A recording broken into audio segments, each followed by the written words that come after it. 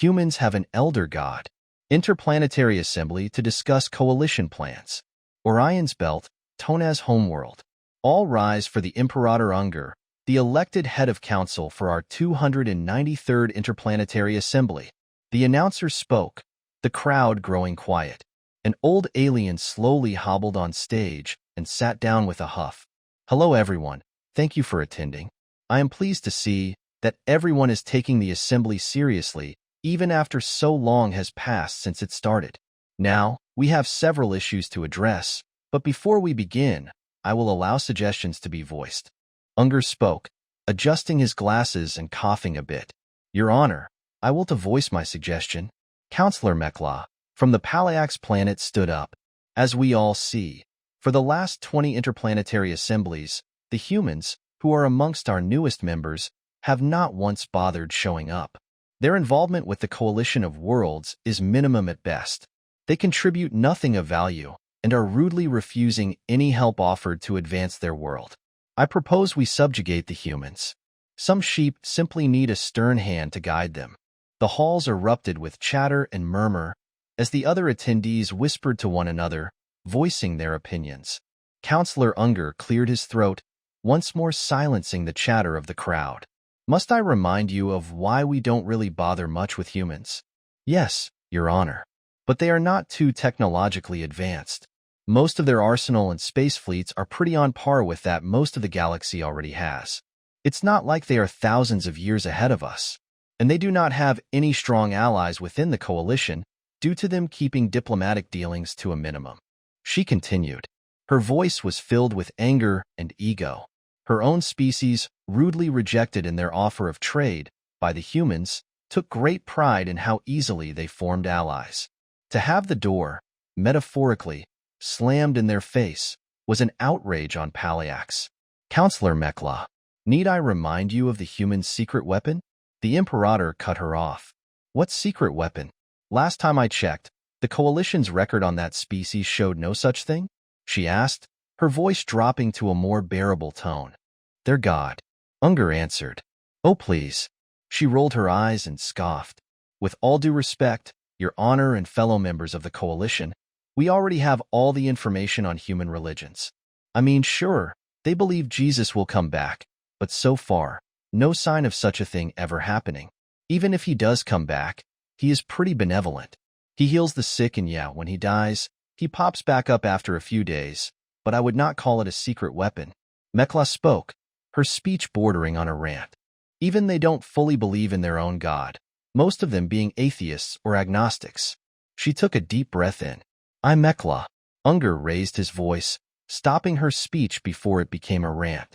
She looked around, at the somber faces of the other attendees. Do they know something I don't? She thought. Counselor, how long have been in the office? The head of council asked. About 5 mandates, why? Makala replied. Then you really don't know much. You see, humans have God and gods and all sorts of stuff, and it's all religion. Some believe it, some don't. But there is another being, an elder god, who seems to favor humans and has even lived amongst them for an entire human life. And as much as the humans are divided in their belief, they all Unger inhaled. All 12 billion of them, regardless of gender, race, age, or religion, almost unanimously agree in their depiction of that being. Counselor Mekla felt her stomach drop. So they really have an elder god? Well, what's known about him? How powerful is that being? She asked, looking around the room. It would seem that the longer-running members of the coalition already knew of this secret. Well, I believe it is best you learn now, as to prevent any potential attempts at subjugating humanity. Heed these words well, you and other younger members of the coalition. I will not be repeating myself, Unger said, pulling out a large file, a literal written document that said classified. Mekla was at awe.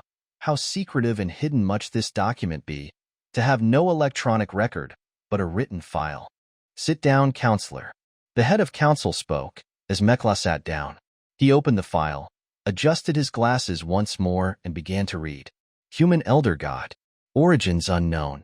He seems to predate the universe, at least in some form. But let's begin with his human form and move from that. He looked at the crowd as they all nodded. Ahem. A short pause, before Unger began.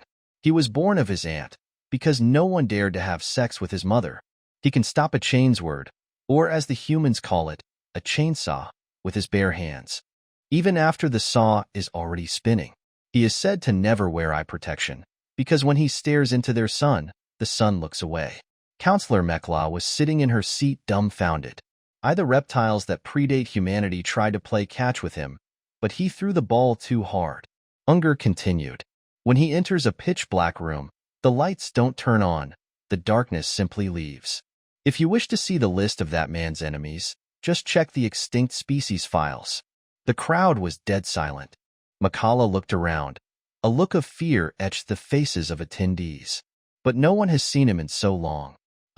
How do we recognize this god? If he looks just like a human?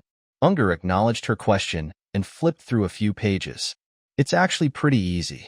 He continued reading to answer her question. When he walks by a reflective surface, there is no reflection, because no one dares copy him. His shadow is always in front of him, regardless of time of day, because no one dares sneak up on him. He never had a cardiac arrest. His own heart is too afraid to attack him. When the almighty Vandral, our creator, decided to construct our universe, he asked this man for the blueprint. The head of council closed the file and knocked it on the desk a few times before setting it to the side. So, do you now understand why we don't attempt to subjugate humans, or even bother with them at all? Yes, Your Honor, Makala answered meekly, her pale face as she took a sip of water. So, before we move on to other matters, what do the humans call this elder god? Unger dropped his voice to almost a whisper, looking around slightly paranoid. As he got an inch from the microphone, he simply said, "They call him Chuck."